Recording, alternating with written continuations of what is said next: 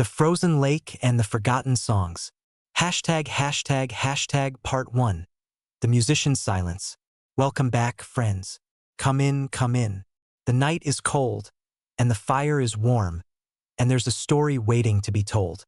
Tonight we return to the mountain, to Rowan's refuge, where the lost find themselves and the broken discover ways to mend. Pour yourself something hot, wrap yourself in something soft, and let the world outside fade to nothing. This is a story about silence and sound, about inspiration lost and found again in the most unexpected places. It's about a young woman named Mira who forgot how to hear the music, and a frozen lake that remembered songs older than memory itself. So settle in, let your breathing slow, and let's begin. The first snow of winter had fallen 3 days ago, transforming the mountain into a crystalline wonderland. When Mira arrived at Rowan's door, she didn't knock. She simply stood there on the threshold, staring at the weathered wood, her hand raised but frozen in indecision, as if even this small action, the simple act of announcing herself, was too much to manage. Rowan opened the door before she could decide.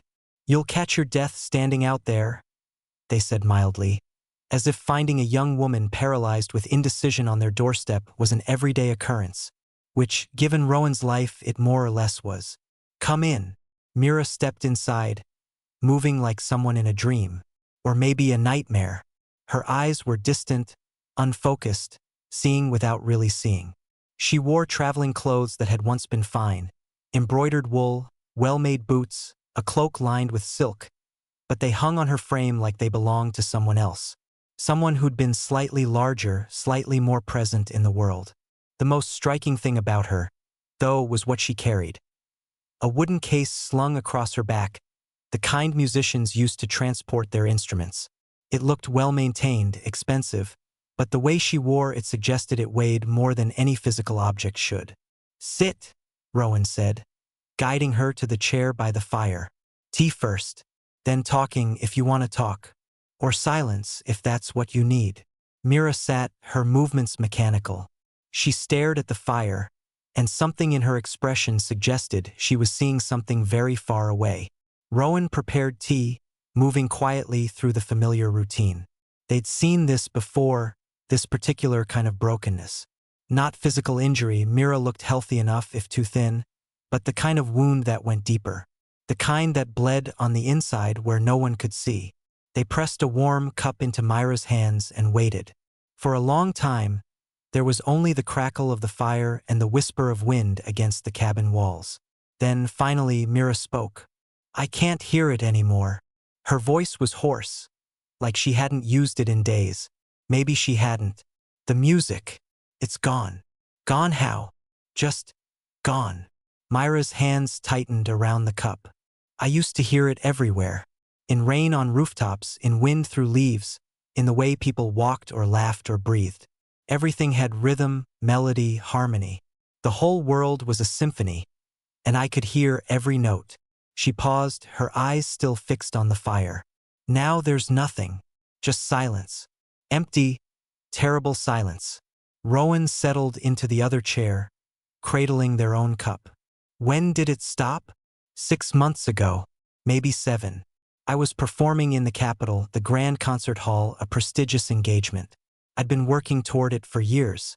My masterwork, the piece that would make my name, establish my career.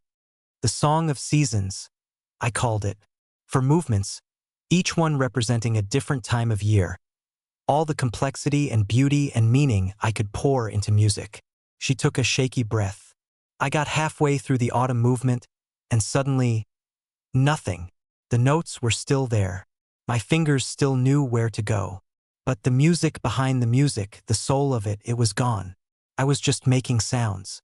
Pretty sounds, technically proficient sounds, but empty. Hollow." "What did you do?" "I stopped playing. Right there, in front of hundreds of people. Just stopped." Mira's laugh was bitter. "They thought I was ill.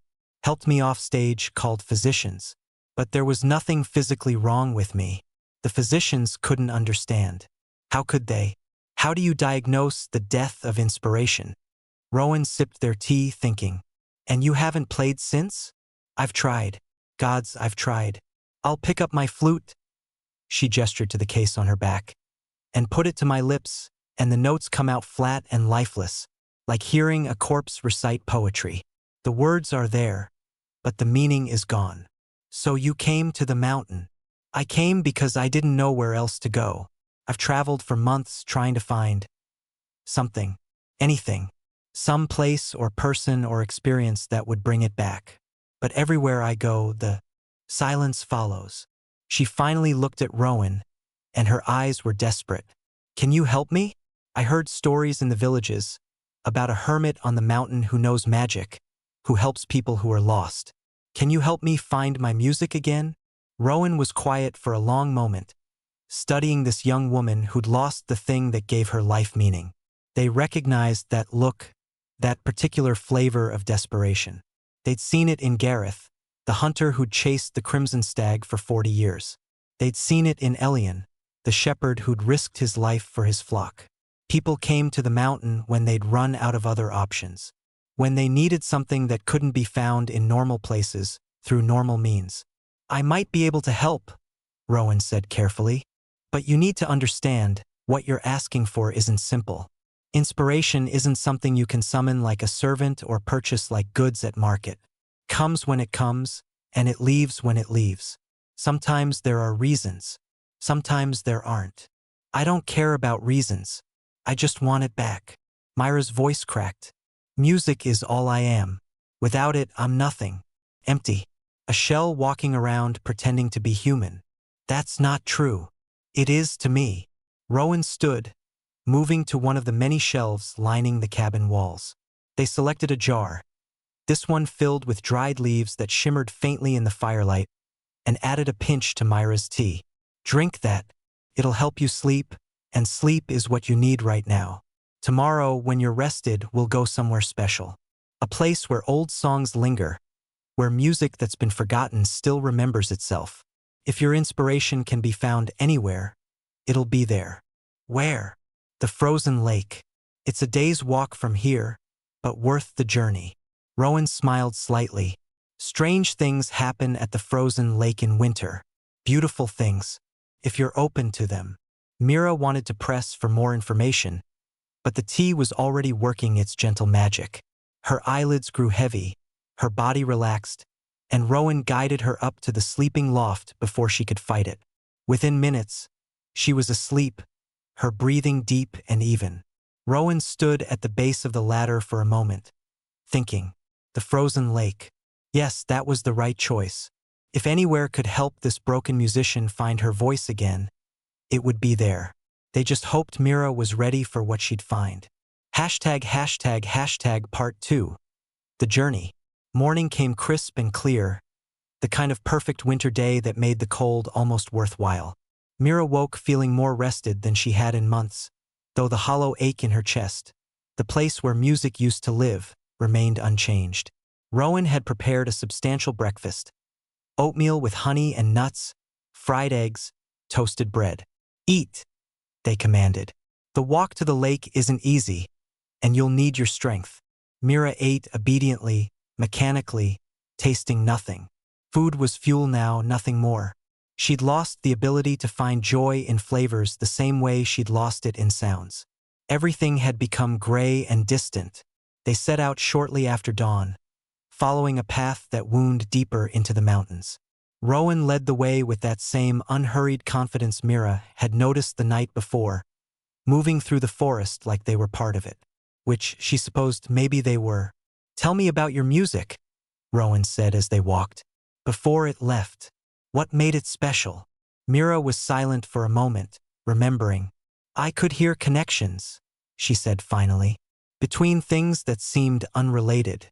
The rhythm of a blacksmith's hammer and the patter of rain. The melody in wind chimes and the harmony in birdsong.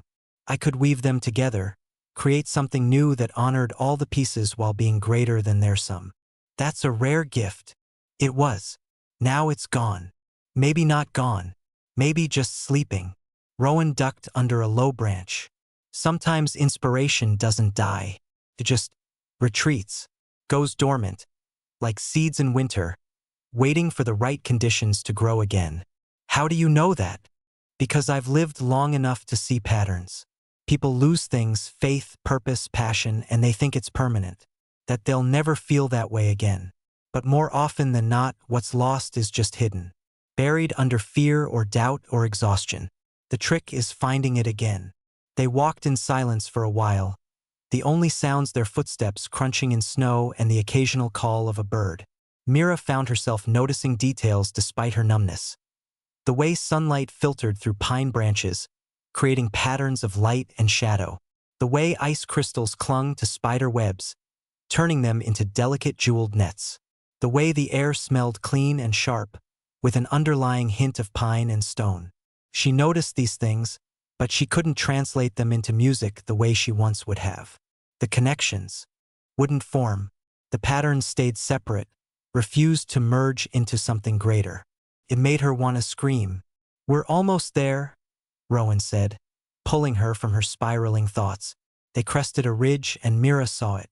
The frozen lake spread out below them like a massive mirror, its surface perfectly smooth and impossibly clear. It was larger than she'd expected, maybe half a mile across, and surrounded by tall pines that stood like silent guardians. The ice was thick enough to be opaque in most places, a pale blue-white that seemed to glow in the morning sun. But in other places, it was clear as glass, revealing dark water beneath. And there was something else, something that made Mira's breath catch in her throat. Patterns in the ice. Not random, not natural, but deliberate. Swirls and spirals and geometric designs that covered the entire surface, intricate and beautiful and impossibly detailed. They looked like they'd been etched by a master artist, or perhaps grown like frost flowers, but with a complexity that suggested intention. "What is this place?" Mira whispered.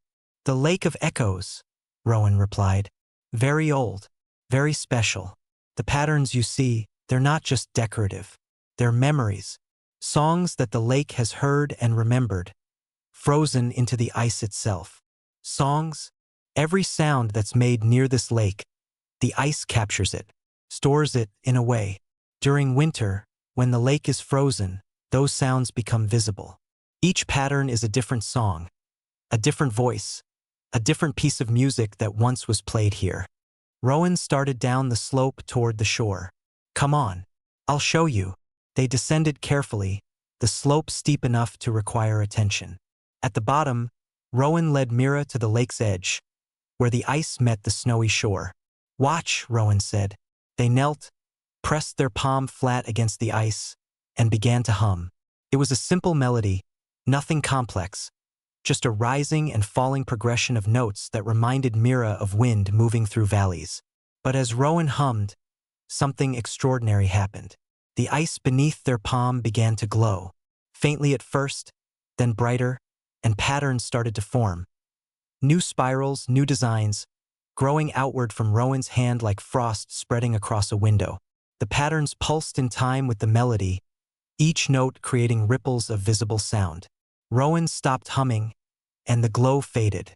But the new patterns remained, etched into the ice alongside all the others. "Your turn," Rowan said, standing and gesturing to the ice. Mira stared at the smooth surface, her heart pounding. I can't. I told you, there's no music in me anymore. Try anyway. It won't work. Maybe not. But you came all this way. You might as well try."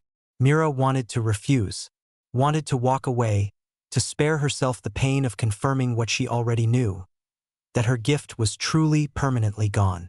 But something in Rowan's expression, patient and knowing and utterly certain she needed to do this, made her relent. She knelt on the ice, removed her glove, and pressed her bare palm against the frozen surface. The cold bit into her skin immediately, sharp and almost painful. She closed her eyes, trying to find something inside herself that resembled music, trying to hear even the faintest echo of what she'd once carried so easily. Nothing, just silence. The same terrible, empty silence that had haunted her for months. She tried to hum, to force something out, but her throat closed up. No sound emerged. "I can't," she said, pulling her hand away, tears stinging her eyes. "I told you, it's gone. The music isn't gone. Rowan said gently. You are. You've buried yourself so deep under fear and grief and disappointment that you can't hear anything anymore. Not even your own voice. That's not. It is true. Listen to yourself, Mira. Really listen. When's the last time you laughed? When's the last time you felt joy in anything, even for a moment? When's the last time you were present in the world instead of lost in your own head, mourning what you've lost? Mira opened her mouth to argue, then closed it again, because Rowan was right. She'd been so consumed by the absence of music that she'd stopped experiencing anything else. Stopped feeling, stopped living, stopped being anything except a walking wound. I don't know how to fix that, she admitted, her voice small. I know. That's why we're here. Rowan gestured to the lake. This place has magic, Mira. Old magic. The kind that remembers things we've forgotten. Walk with me. Let me show you something. They walked along the shore, Rowan pointing out different patterns in the ice. This one, they said, indicating a complex spiral near the center of the lake, is a lullaby someone sang 300 years ago, a mother singing to her child. You can see the gentleness in the curves, the repetition in the pattern. They moved to another section. This one's a war song. Look at the sharp angles, the aggressive geometry. A group of soldiers, singing to keep their courage up before a battle that most of them wouldn't survive. Pattern after pattern, each one a different song, a different voice, a different moment captured and preserved in ice. Centuries of music, frozen in time but not forgotten. The lake remembers, Rowan said softly. Even when we forget, even when the singers are long dead and no one living knows their songs anymore, the lake remembers. That's its gift. That's its magic. Mira stared at the patterns, feeling something stir inside her. Not music, not yet, but something. A crack in the wall she'd built around herself. Why did you bring me here? She asked. Because you need to remember that music doesn't come from you. Comes through you. You're a conduit, a translator, taking the sounds of the world and making them comprehensible. But if you close yourself off, if you stop listening to the world around you, then there's nothing to translate. The music hasn't left you, Mira. You've left the music. The words hit like a physical blow. Mira staggered, her breath coming short. She didn't know what to say, didn't know how to process what Rowan was suggesting. Stay here, Rowan said. The rest of the day, tonight, however long you need. Walk on the ice. Listen to it. Really listen. Not with your ears, but with whatever part of you used to hear music everywhere. Let the lake teach you how to remember. I don't understand. You will. Trust me. Rowan squeezed her shoulder gently. I'll be back at dawn. There's a shelter on the far side of the lake, a small lean-to with firewood and supplies. You'll be safe. Just listen. And before Mira could protest, Rowan turned and walked back into the forest, leaving her alone with the frozen lake and its forgotten songs. Part 3. The ice remembers. For a long time, Mira just stood there, feeling abandoned and confused and more than a little angry. What was she supposed to do? Stand here and magically rediscover her passion through the power of positive thinking and frozen water? But as the sun climbed higher and the cold began to seep through her clothes, she realized she didn't have many options. She could return to the cabin. She thought she could find her way back, or she could do what Rowan suggested and actually try. She'd come all this way. She might as well try. Mira walked out onto the ice slowly, testing each step to make sure the surface was solid. The freeze was deep and complete, thick enough to support her weight easily. The patterns beneath her feet were even more intricate up close, swirling and spiraling in ways that seemed almost hypnotic. She walked with no particular destination, just moving, letting her feet carry her across the frozen surface. The ice creaked and groaned occasionally, sounds that would have terrified her if she'd been on thinner ice, but here felt almost musical. Deep bass notes that resonated up through her boots. Listen, Rowan had said. Really listen. Mira stopped in the middle of the lake and closed her eyes. First, there was nothing, just wind and the occasional creak of ice. But as she stood there, breathing slowly, letting her mind quiet, other sounds began to filter through. The whisper of snow blowing across the ice's surface, the distant call of a crow, the rustle of pine branches, her own heartbeat, steady and strong. Individual sounds, separate, not music. But then, she heard it, just for a moment so brief she almost missed it. A note, clear and pure, coming from somewhere beneath the ice. Or maybe from the ice itself. She couldn't tell. Her eyes snapped open. Had she imagined it? She stood perfectly still, barely breathing, listening with every fiber of her being. There, again, a note, then another, forming the beginning of a melody she didn't recognize. It was coming from the patterns in the ice, she realized. The frozen songs weren't just visual, they were audible too, if you knew how to listen. Mira dropped to her knees, pressing her ear against the ice. The cold burned against her skin, but she didn't care. Music. She could hear music. It was faint, muffled, like hearing an orchestra play from several rooms away. But it was there. Dozens of melodies, hundreds maybe, all woven together in a complex tapestry of sound. Ancient lullabies and war songs and love ballads and work chants, all preserved in the ice, all still singing after all these years. Tears streamed down Mira's face, freezing on her cheeks. She'd thought she'd never hear music again, thought that part of her had died, withered away like a plant denied sunlight. But it was still there, dormant maybe, hidden, but not gone. She lay there on the ice for what might have been hours, just listening. The sun moved across the sky, and the light changed, and the patterns in the ice seemed to shift and flow, different songs rising to prominence while others faded into the background.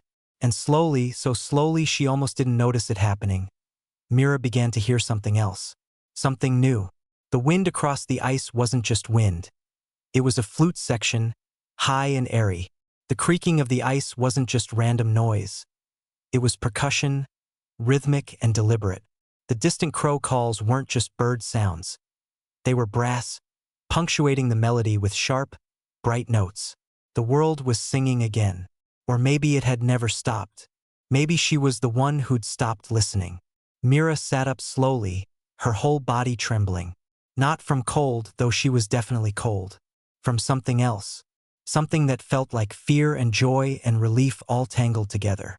She reached for the case on her back, her flute, which she hadn't touched in weeks, and pulled it out with shaking hands. The instrument gleamed in the afternoon light, familiar and precious and terrifying. What if it was still gone? What if she could hear the music but still couldn't play? Only one way to find out, a voice in her head said. Sounded like Rowan. Mira put the flute to her lips, took a deep breath and played a single note. It rang out across the frozen lake, pure and clear and alive. Not dead, not hollow, real. She played another, then a simple scale, then a more complex progression. Her fingers remembered what to do, and more than that, they remembered why they were doing it. The joy of it, the purpose. And then, without planning it, without conscious thought, she began to play the song she'd heard in the ice. The ancient melody that the lake had preserved, woven together with all the other melodies, with the sound of wind and ice and crow calls and her own heartbeat. It poured out of her, this music that was old and new at the same time.